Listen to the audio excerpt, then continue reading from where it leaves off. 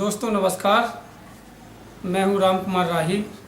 आप देख रहे हैं यूट्यूब चैनल सोशल राही। आज हमारे बीच में माननीय सम्मानीय परम आदरणीय परम श्रद्धेय श्री आत्माराम फौजी जी हैं, जो उरई के निवासी हैं, जो उरई जनपद जालौन उत्तर प्रदेश में पड़ता है। जब मुझे पता चला फौजी जी के बारे में कि फौजी जी ने बहुत अच्छा समाज सेवी का कार्य किया, मैं साहब जी के पास आया हूँ। कुछ प्रश्नों को लेकर के आया हूँ साहब के पास कि साहब जी आपने अपने जीवन में कैसे कैसे लोगों के काम करवाए हैं, समाज सेवा का कार्य किया। आपने जो बहुमूल्य समय हमारे चैनल में दिया है, इसके लिए मैं आपका आभार व्यक्त करता हूं। साथ में नमो बुद्धाय जय भीम करता हूं। सर जी, तो आप पहले तो अपने जीवन का जो सफ़र गुजरा है संघर्षमय, उसके बारे में थोड़ा बहुत हमें बताएं। सबसे पहले तो मैं सम्मानीय राम कुमार राही जी का दिल से धन्यवाद देता हूं कि उन्होंने अपना बहुमूल्य समय हमें दिया जी। जहाँ तक हमारे जीवन के संघर्ष की बात है, तो हम लोग तो जब से होश संभाला है जी, तब से ही संघर्ष में ही जीवन गुजरा है। आवाज़ थोड़ी बढ़ा। और आज भी हम संघर्ष कर रहे हैं जी। बहुत। हम लोग, हमारा गांव ग्राम अकोड़ी है, आटा के पास जी। और जिस समय हम बहुत छोटे थे, हमारे गांव में कोई स्कूल, प्राइमरी स्कूल भी नहीं था जी। और हम अपने गांव से 4 किलोमीटर दूर आटा गांव में जी। कक्षा 1 से शुरू की पढ़ाई। वहाँ से जी। 4 किलोमीटर हमारे गांव से दूर था आटा, और कक्षा 1 से लेकर 10 तक जी। हम आटा में पढ़े। आटा से हमने हाई स्कूल पास किया, 2nd डिवीजन। उस समय हमारी समाज में शिक्षा का बहुत बड़ा अभाव था। जी। माता पिता खेतीहर, थोड़ी सी खेती थी, मजदूरी करते थे, खेती करते थे और अशिक्षित थे। जी। लगभग पूरा परिवार ही अशिक्षित था। जी। लेकिन इसके बावजूद भी हमारे पिताजी ने और हमारी माताजी ने हमको पढ़ाया। बड़े संघर्षपूर्ण जीवन में हमने पढ़ाई की। जब बरसात हो जाती थी तो हम लोग कमर तक पानी में पैदल चल करके स्कूल जाते थे। जी। हमें आज भी वो दिन याद है। गरीबी तो थी, किसी तरह से हमने इंटर पास किया कालपी से। कालपी से सर जी इंटर पास किया आपने? हाँ, MSV इंटर कॉलेज से। इसके बाद मैं BA में DVD कॉलेज उरई में आया, उरई में पढ़ा। जी। इसके बाद फौज में कब आए आप? 1971 अगस्त में मैं फौज में भर्ती हो गया। जी। 16 साल, लगभग 16 साल हमने फौज में नौकरी की, सेवा की। उस दरमियान फौज में हमने हमारी जो उस समय श्रीलंका के साथ जो मुक्त वाहिनी हमारी सेना गई थी, उसमें भी हमने भाग लिया। ब्लू स्टार ऑपरेशन अमृतसर में हुआ, उसमें भी भाग लिया। जी। 71 की लड़ाई में भी हमने भाग लिया, लेकिन हम लोग उस समय नए नए थे। जी। लेकिन फिर भी हमने उस लड़ाई में हिस्सा लिया था। 16 साल के बाद हम स्वेच्छा से हमने नौकरी से रिजाइन ले लिया। जी। पेंशन मिलती 15 साल के बाद, हमारे आर्मी में जी, पेंशन मिलने लगती, पेंशन मिलती है।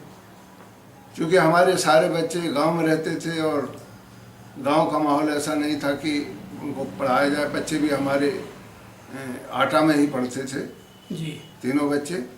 तो बच्चों की पढ़ाई की वजह से मैं फिर 1987 में 86 में रिटायर हुआ, 87 में मैं उरई आ गया बच्चों को लेकर के।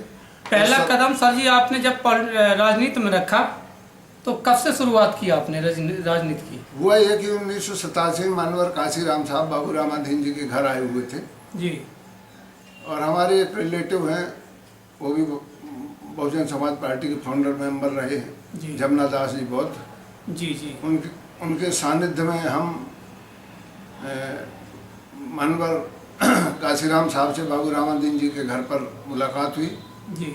और वहीं पर हमें एक प्रेरणा मिली साहब से। जब बातचीत हुई, साहब जी ने, मानवर साहब ने जो हमें बहुजन समाज पार्टी के बारे में बताया, जी। उससे पहले हमें ज़्यादा ज्ञान नहीं था इस सब चीज़ों का, लेकिन जब उन्होंने बताया तो हमारा दिमाग और मेरी आत्मा ने बिल्कुल ये कहा कि हमें बहुजन समाज पार्टी की सेवा करना चाहिए, समाज की सेवा करना चाहिए। समाज में जो कुरीतियाँ हैं, ख़ास तौर पर अशिक्षा है और समाज में जो ऊंच नीच की भावना है, हमारी समाज बहुत दबी कुचली है, उनका मनोबल बढ़ाने के लिए हमारे मन में शुरू से ही ये था कि हम किसी तरह से अपनी समाज का जी। अपने लोगों का मनोबल बढ़ाऊं, उनके सम्मान और स्वाभिमान की रक्षा करूं। जी। इस तरह से हमारा सफ़र राजनीतिक शुरू हुआ।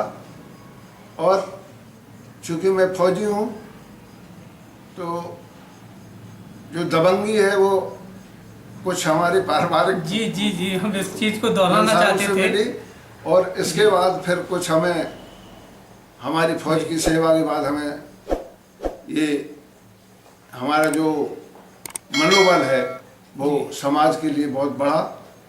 मैं कभी किसी से किसी मामले में कभी डरा नहीं जी। कितना भी कोई बाहुबली रहा हो, कितना भी बड़ा पावरफुल रहा हो, लेकिन मैंने ना झुकना सीखा है और समाज को भी मैंने यही संदेश दिया जी कि जीवन में कभी झुकना नहीं, बेशक कितनी भी कुर्बानी देना पड़े। सही बात है सर जी। मैं आपके मुँह से वो कहानी सुनना चाहता हूँ, जब आप जंगली एरिया में गए और जिला पंचायत की का जब आप उसमें उतर के आए हो तो कई परेशानियों का सामना आपको झेलना पड़ा होगा, तो उस कहानी को थोड़ा बहुत मेरे दर्शकों के सामने दोहराने का कष्ट करें। सर जी, इस कहानी को रोक करके आप जिला पंचायत की जब चुनाव लड़े हो तो उसके बारे में पहले बताएं आप। हुआ यूँ कि 1995 में पहली बार सरकार ने पंचायती राज एक्ट लागू किया जी। और पहली बार प्रदेश में पंचायत के चुनाव हुए जी।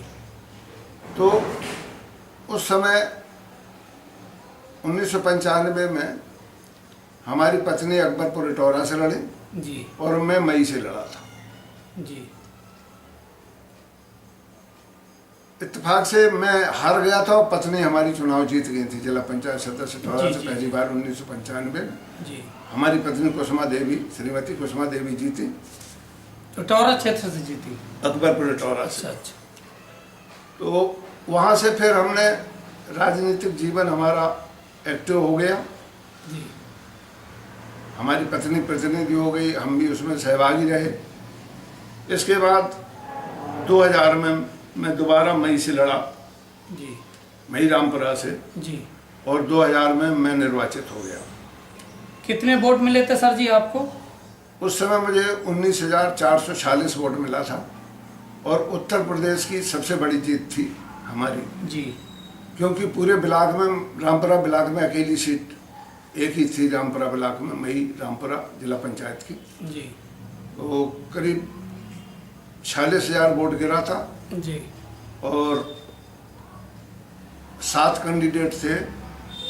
उसमें जो दूसरे नंबर पर समाजवादी पार्टी का कैंडिडेट रहा था उसको करीब 11,000 वोट मिला था। जी।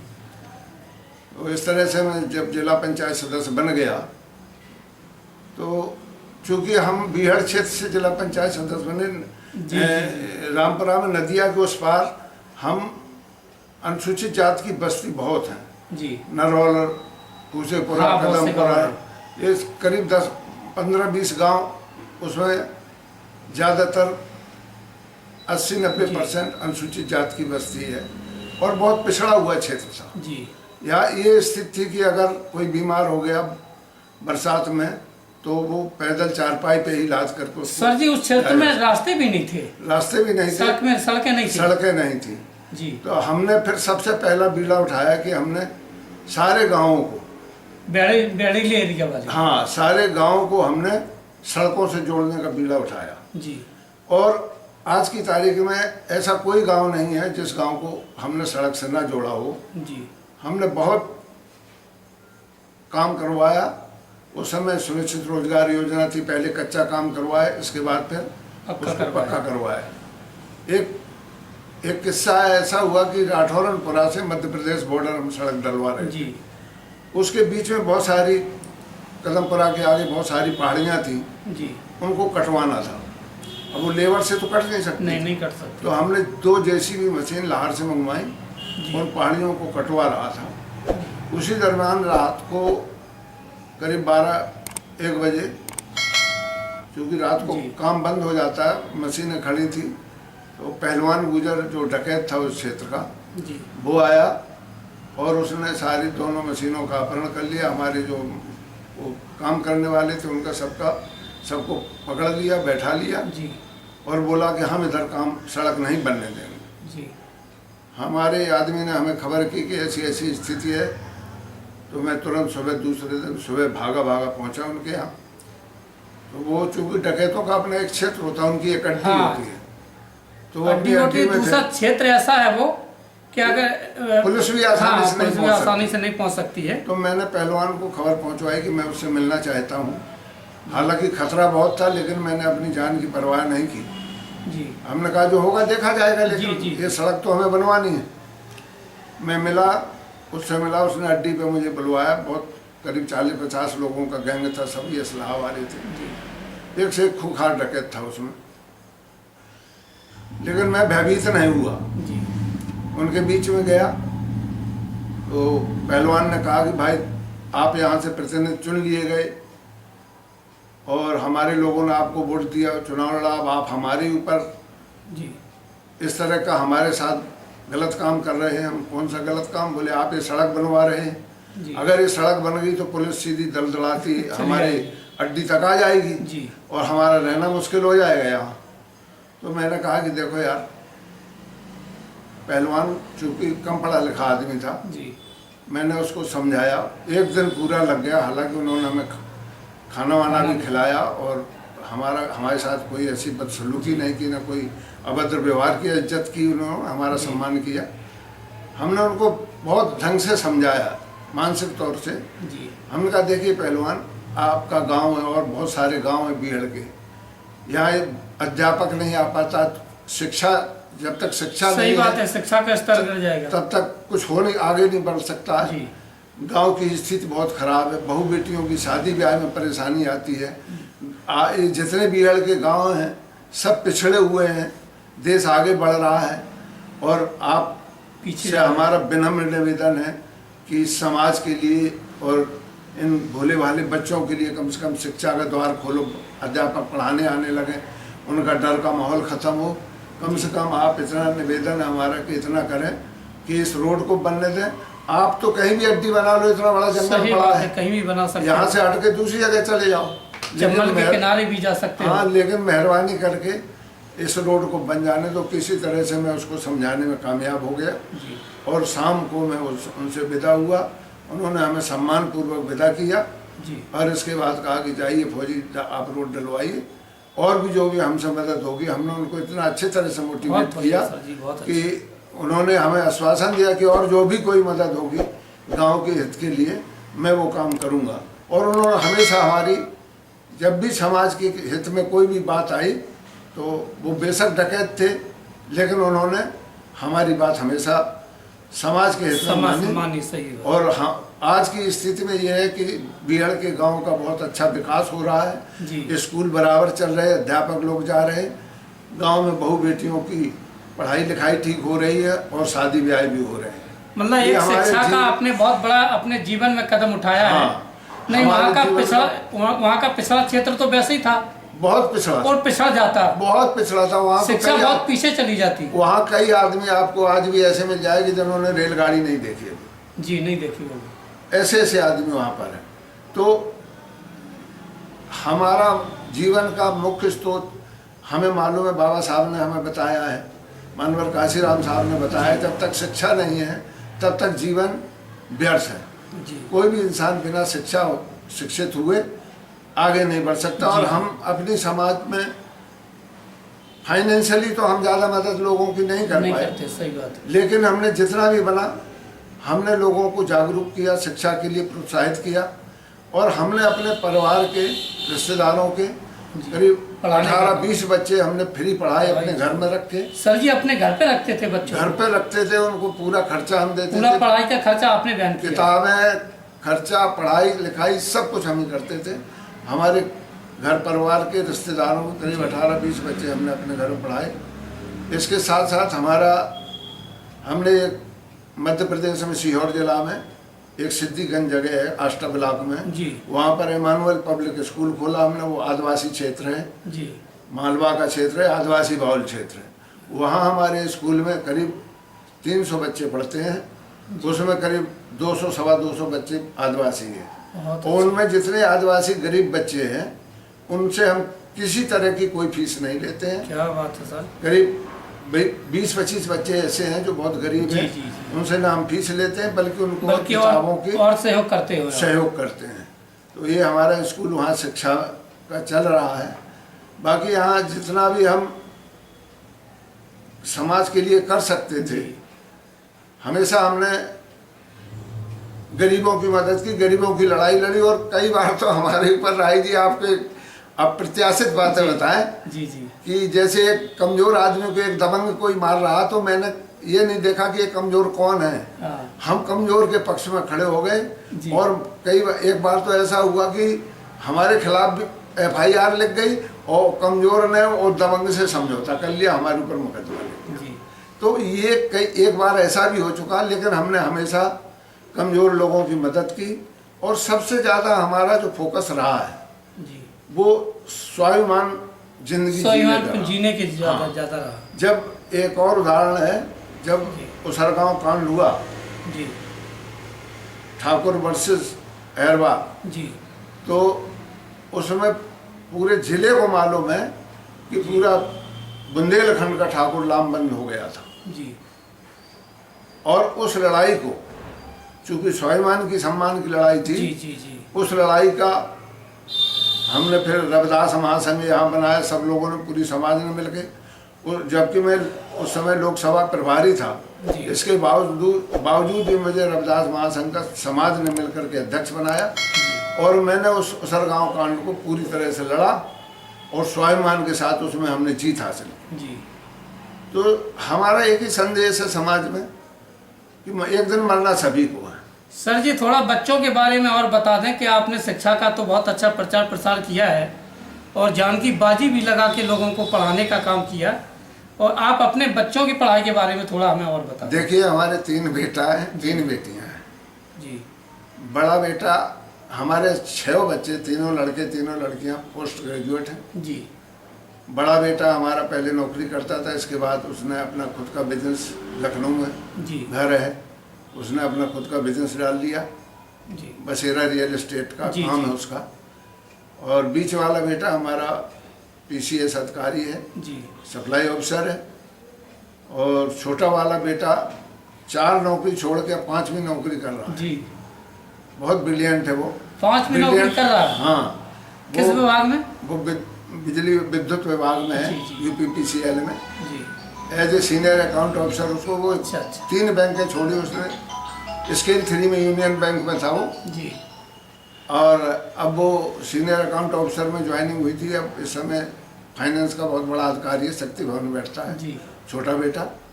और 3 दामाद हमारे, बड़ा दामाद हमारा टेलीफोन में SDO है जी।